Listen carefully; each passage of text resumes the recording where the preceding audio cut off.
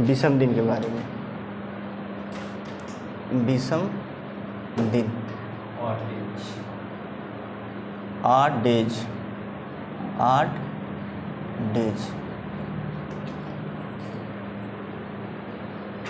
विषम दिन क्या होते हैं?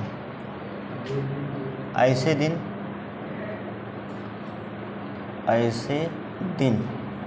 जो एक पूर्ण सप्ताह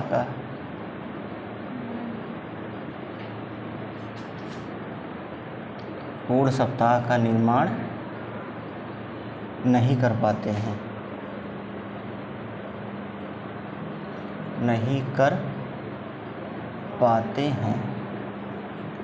ऐसे दिन जो एक पूर्ण सप्ताह का निर्माण नहीं कर पाते हैं क्या कहलाएंगे? विषम दिन कहलाते हैं। अगर हम इसका सूत्र बनाएं विषम दिन का तो क्या होगा? वर्ष में दिनों की संख्या,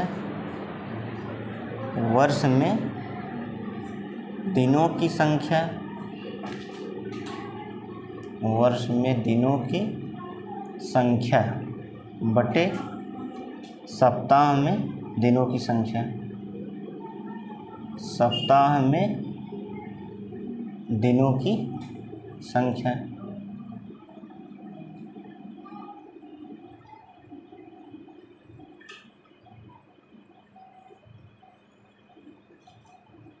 ये हमारा बन जाएगा विषम दिन का सूत्र। विषम दिन का सूत्र क्या बन जाएगा? वर्ष में दिनों की संख्या बटे सप्ताह में दिनों की संख्या। जैसे हम लोग पढ़ते हैं कि सामान्य वर्ष और एक होता है लीप वर्ष। अगर पूछा जाए कि सामान्य वर्ष में विषम दिन कितने होते हैं? सामान्य वर्ष में विषम दिन, तो हम क्या करेंगे? सामान्य वर्ष में दिनों की संख्या कितनी होती है? 365 और एक सप्ताह में दिनों की संख्या 7 होती है। अब इससे हम भाग करेंगे तो रिमाइंडर कितना आएगा? शेषफल 1 आएगा। 7 × 5 = 35, 1 × 36, 7 × 2 = 14 और 1। तो सामान्य वर्ष में विषम दिनों की संख्या कितनी आ जाएगी? 1। यानी सामान्य वर्ष में विषम दिन कितने होते हैं? 1 होते हैं। इसी तरीके से लीप वर्ष में अगर हमें याद करना है विषम दिन कितने होंगे?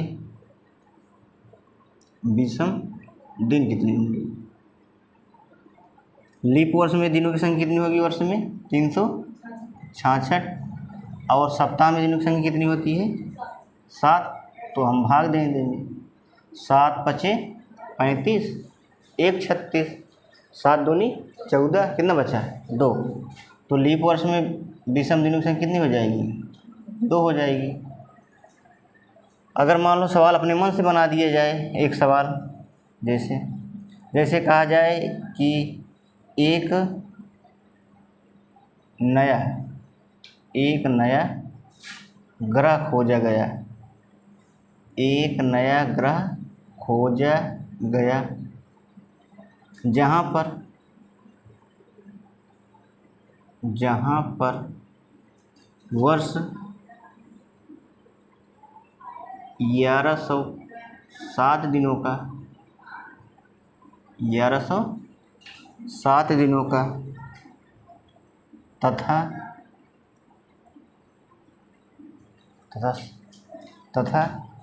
वीक में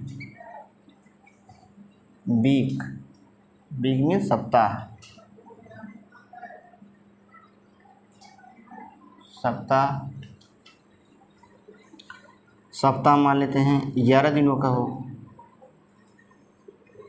11 दिनों का है, सप्ताह 11 दिनों का है। तो बताना है, तो बताइए उस वर्ष में कुल कितने विषम दिन होंगे? उस वर्ष में कुल कितने विषम दिन होंगे?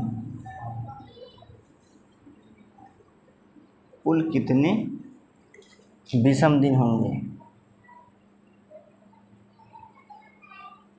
विषम दिन होंगे। तो अभी हमने पढ़ा कि विषम दिन निकालने का सूत्र क्या होता है, वर्ष में दिनों की संख्या बटे सप्ताह में दिनों की संख्या। तो इसका आंसर हमें याद करना है। इसमें जो नया ग्राहक खोजा गया है वहाँ पर वर्ष कितने दिनों का है, 1107 दिनों का है। सप्ताह में कितने दिन बताया जा रहा है, 11 दिन। तो 11 से हम भाग दे देंगे ना। जब भाग दे देंगे तो कितना हो जाएगा, 11 के 11 कितनी बार जाएगा, 0, यानी कितना आ जाएगा, 11 के 11 0 7 कितना आ जाएगा, 7 ही ना, 7। यानी उस वर्ष में विषम दिनों की संख्या कितनी होगी, 7 होगी। विषम दिन निकालने का क्या महत्व है, विषम दिन अगर हम निकाल लेंगे तो अगर पूछा जाएगा कितने इतने दिनों के बाद कौन सा दिन होगा, इतने दिनों के पहले कौन सा दिन होगा, वो निकालना हमें आसान हो जाएगा। अब महीनों अगर पूछा जाएगा कि महीनों में विषम दिन निकालना है तो हम महीनों में दिनों की संख्या कुल लेंगे बटे सप्ताह में दिनों की संख्या से हम क्या करेंगे, भाग दे देंगे। तो जो आएगा वह क्या होगा, महीनों का विषम दिन। जैसे अगर कहा जाए कि बताइए जनवरी में विषम दिन कितने होंगे, जनवरी में विषम दिन अगर पूछा जाए तो बताओ जनवरी में कितने दिन होते हैं, 31। सप्ताह में कितने दिन, 7 से भाग देंगे कितना आ जाएगा, रिमाइंडर शेषफल 3 आएगा ना, 7 चौक 28 3 31। यानी जनवरी में विषम दिन कितने होंगे, 3। इसी तरीके से हम किसी और का निकाल सकते हैं। जैसे मान लो निकाल लें हम अप्रैल का, अगर पूछे बताओ अप्रैल में विषम दिन कितने होंगे, अप्रैल में विषम दिन, तो अप्रैल में दिनों की संख्या कितनी होती है, 30। 7 से हम भाग दे देंगे, 7 चौक 28 कितना बचा रिमाइंडर 2। तो अप्रैल में विषम दिनों की संख्या कितनी हो जाएगी, 2 हो जाएगी। तो हम किसी भी महीने का विषम दिन निकालेंगे ना, या फिर अगर वर्ष दिया गया है तो उसका भी हम विषम दिन निकाल सकते हैं। जैसे कहा जाए बताइए 100 वर्षों में विषम दिन कितने होंगे, 200 वर्षों में, 300 वर्षों में, 400 वर्षों में, कोई भी वर्ष दे दिया जाए हम विषम दिन कैसे निकालेंगे इसको हम अभी देखेंगे। और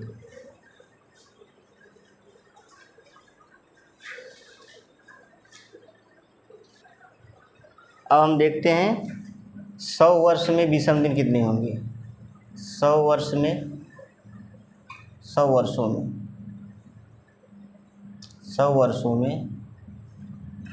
विषम दिन, 100 वर्षों में क्या ज्ञात करना है, विषम दिन। पहले हमें ये पता होना चाहिए कि 100 वर्ष में कुल कितने सामान्य वर्ष होते हैं और कुल कितने लीप वर्ष होते हैं। 100 वर्ष में क्या, सामान्य वर्ष या कह सकते हैं साधारण वर्ष, और दूसरा अधिवर्ष या जिसको कहते हैं हम लीप वर्ष, ये पता होना चाहिए।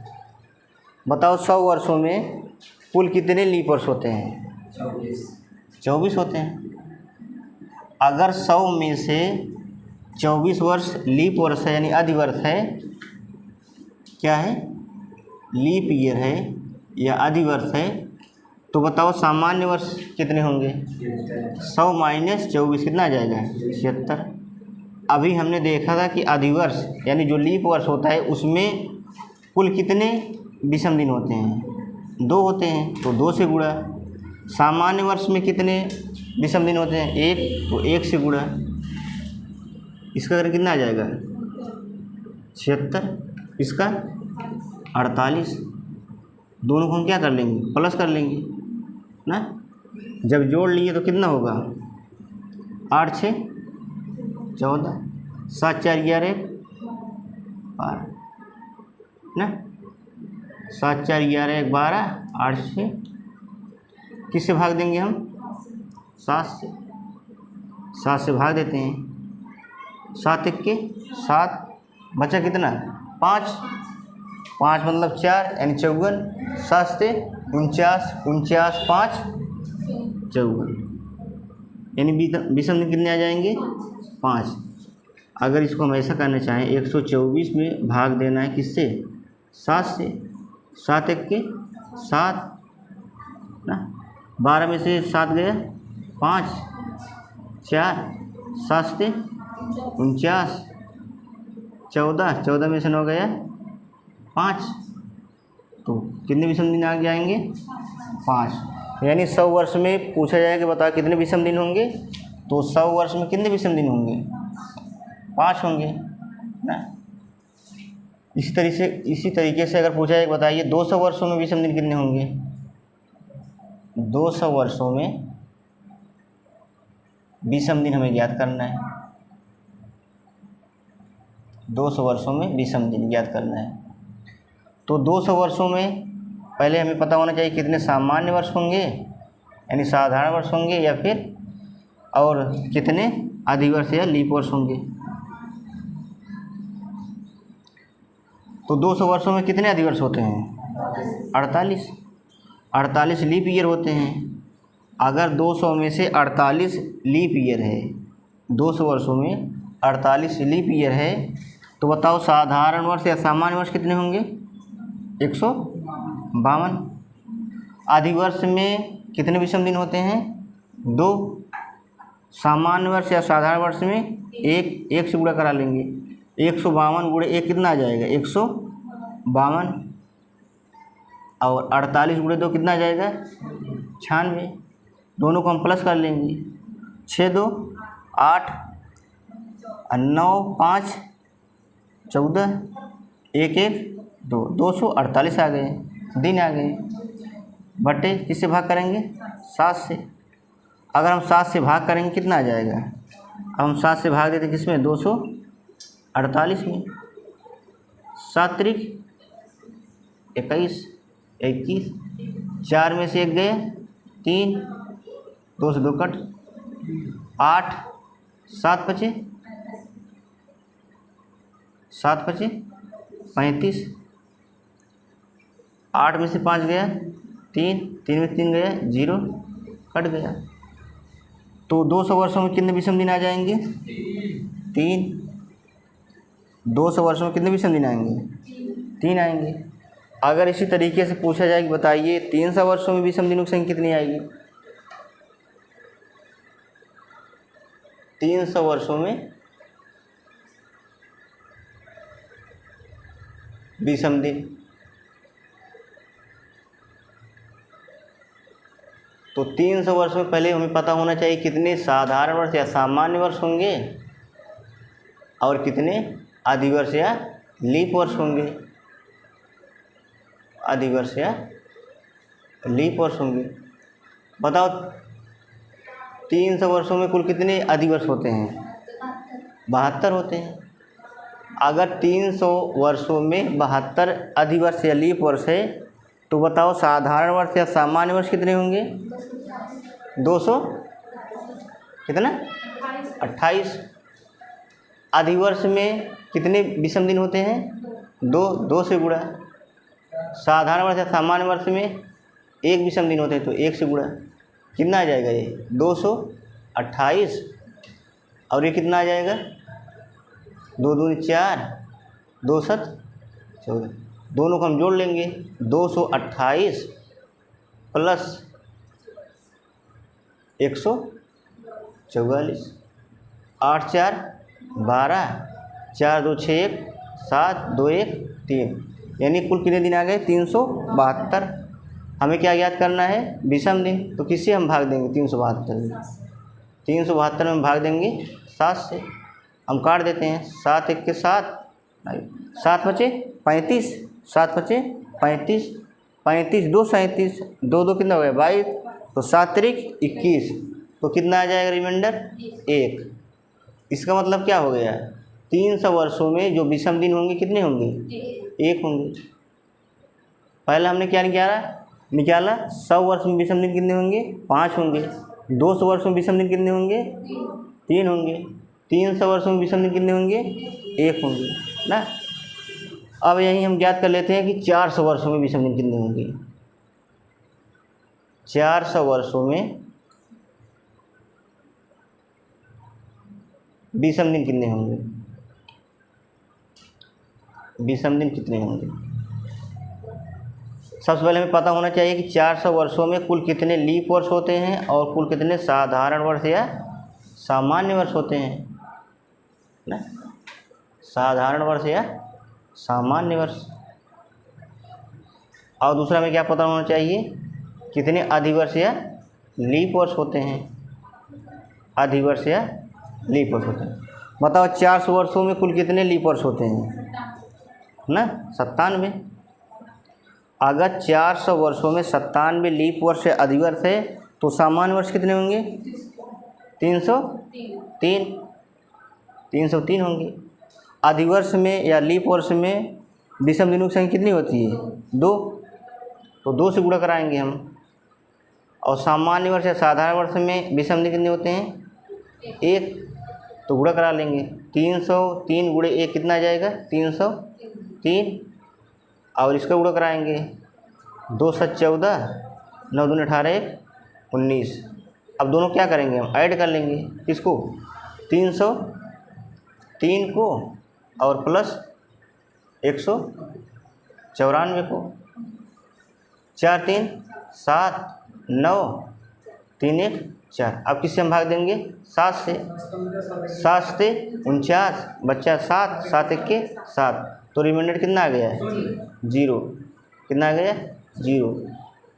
अब हमें पता हो गया कि 400 वर्षों में विषम दिन कितने होंगे, 0। कितने होंगे, 0। तो 100 वर्ष में विषम दिनों की संख्या 5, 200 वर्ष में विषम दिनों की संख्या 3, 300 वर्ष में विषम दिनों की संख्या 1, और 400 वर्ष में विषम दिनों की संख्या 0 ना, यानी 0।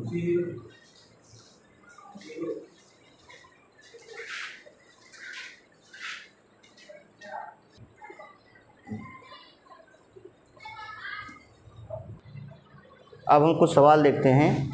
ये सवाल दिया है कि 1685 वर्षों में कुल कितने विषम दिन होंगे। सबसे पहले हम क्या करेंगे, जो दिया गया है 1685, इसको हम तोड़ लेंगे 400 के गुणनखंड में। 400 गुणे, या फिर ऐसे लिख सकते हैं इसको, 1600 प्लस कितना, 85। अब 1600 को हम कितने में तोड़ेंगे, 400 में। 400 गुणे 4। अब जो ये 85 बचा है, 85 वर्ष, अब इसमें कुछ साधारण वर्ष होंगे और कुछ अधिवर्ष या लीप वर्ष होंगे कि नहीं होंगे। तो अधिवर्ष ज्ञात करने के हम क्या करेंगे, 4 से भाग देंगे। जब इसमें हम 4 से भाग देंगे तो कितना आ जाएगा, 21। यानी 85 वर्षों में अधिवर्ष कितने आएंगे, 21।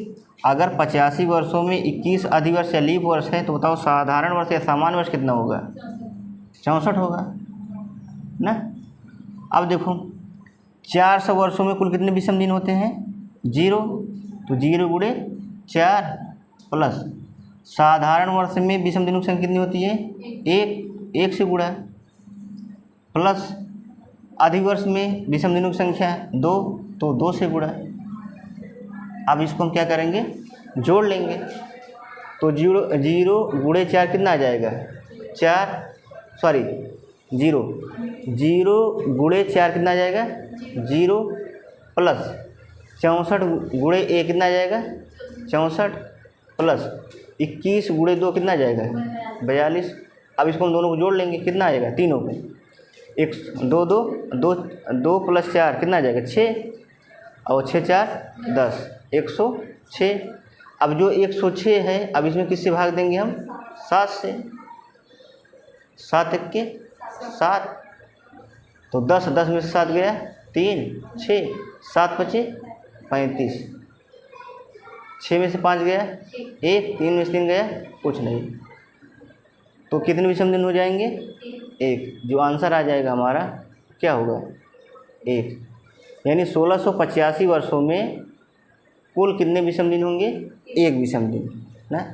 इसी तरीके से हमारा अगला सवाल है कि 1923 वर्षों में कुल कितने विषम दिन होंगे। इसको हम तोड़ लेते हैं, 1900 या फिर ऐसे लिख दें, 1900 प्लस 23। अब 1900 को तोड़ेंगे हम 1600 में, 1600 प्लस 300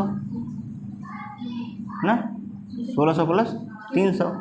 अब जो ये 23 है, 23 वर्ष है, अब इसमें कुछ साधारण वर्ष होंगे और कुछ लीप वर्ष या अधिवर्ष होंगे। लीप वर्ष या अधिवर्ष। 23 वर्ष में बताओ कुल कितने लीप वर्ष होंगे? 4 से भाग देंगे, 5 आ जाएगा। अगर 23 वर्षों में 5 वर्ष लीप वर्ष है तो साधारण वर्ष या सामान्य वर्ष कितना होगा? 18 होगा कि नहीं?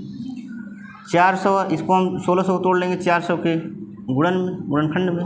400 गुणे 4, 300 है ही ना। अब देखो हम क्या करेंगे, 400 में विषम दिनों की संख्या कितनी होती है? 0। तो 0 गुणे 4 कितना होगा? 0 होगा कि नहीं? 0 प्लस 300 वर्षों में विषम दिनों की संख्या कितनी होती है? कितनी होती है? कितनी होती है बताओ? 1 होती है ना, 1। अब साधारण वर्ष है, साधारण वर्ष में विषम दिनों की संख्या कितनी होती है? 1। तो 1 से गुणा, तो 18 गुणे 1 कितना आ जाएगा? 18 प्लस लीप वर्ष में विषम दिनों की संख्या कितनी होती है? 2। तो 2 से गुणा करा लेंगे हम, 2 पंचे 10। अब हम चारों को जोड़ लेते हैं, 10, 18, 28, 28 1, 29। 29 में हम किससे भाग देंगे? 7 से ना।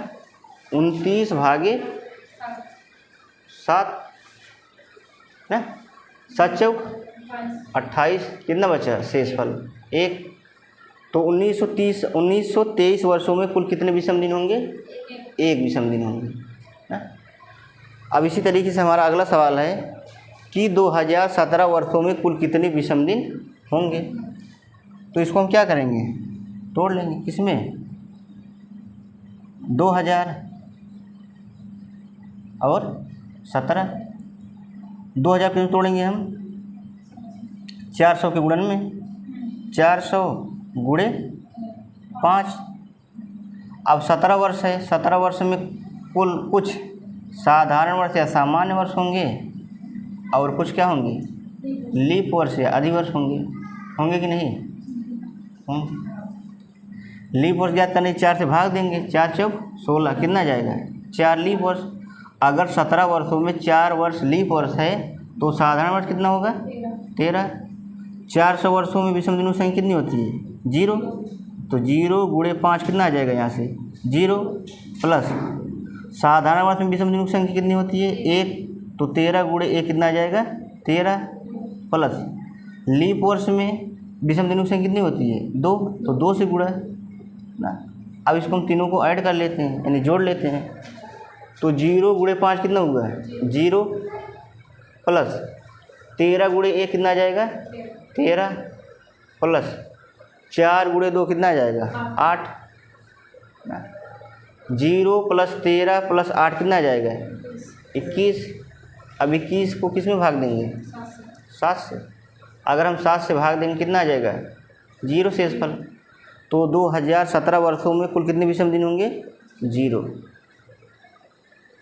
ना।